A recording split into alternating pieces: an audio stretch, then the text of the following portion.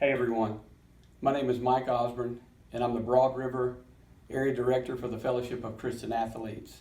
And I just wanted to give you some encouragement, some hope for this time, and the only place that we can do that is by going to God's Word. I'm going to read in Genesis 45, 4 through 7. It's talking about Joseph and how he went through a lot of terrible things. He was put in slavery by his brothers, thrown into prison for something that he was wrongly accused of. But even through that, God had his hand on him. God allowed him to see visions and dreams and be able to interpret those dreams. And Pharaoh wanted him to do that.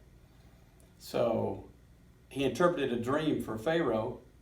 The first 7 years, his crops would do wonderful, things would go great, and they'd have plenty.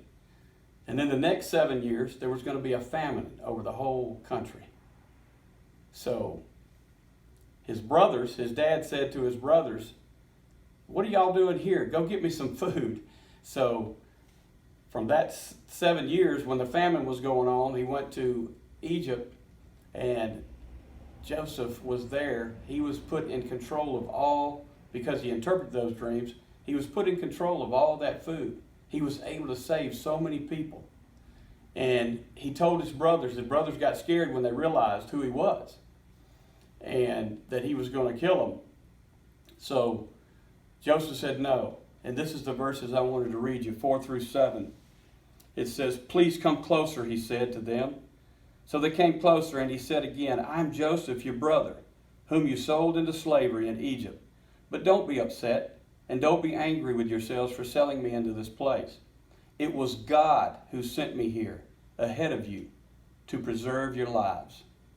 And just like Joseph in his life, today, we know that God has not been caught off guard by this. He knows what's going on. And even through terrible situations, he can bring good, and he will bring good out of it. And then we look ahead to Jesus' life. And you know what Jesus went through for us.